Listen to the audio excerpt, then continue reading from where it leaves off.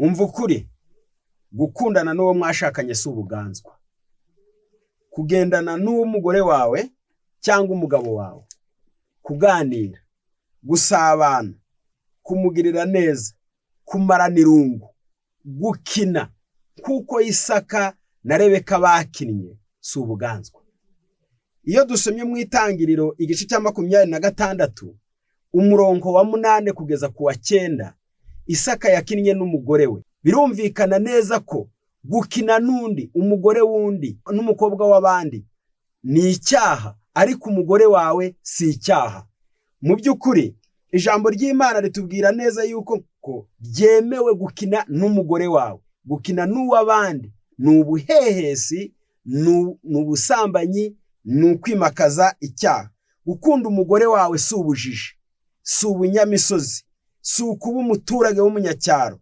Amabara meza ataka urugo ni urukundo, ni imbabazi, ni ubworoherane, ni umucyo wo mu maso, ni imvugo nziza. Aya mabara y'imico imeze itya niyo ataka urugo rukamera neza. Wije uhirizwa no gutaka urukuta rw'inzu ngo urusige irangi mu gihe wanduje umutima w'umugore wawe.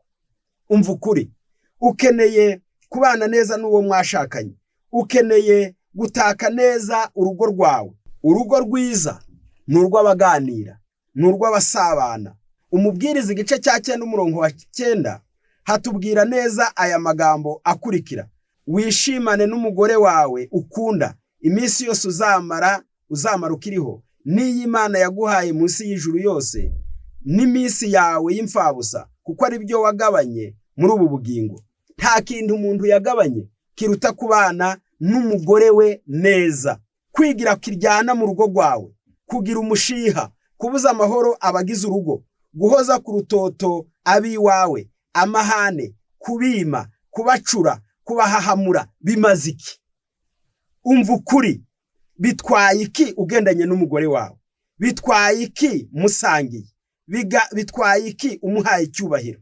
Bitwaye iki muganiriye neza? Bimaze iki gushakira umunezero mu kabari wahunze mu rugo? Bimaze iki guhora uhinduranya abagore? Bimaze iki gukubita inshyi mu misaya y'umugore wawe? Ni ubuganzwa, ni ukubura icyubahiro. Abefeso 5:28, ukunda umugore w'abayikunda. Umva ukuri, gukundana n'uwo mwashakanye si ubuganzwa.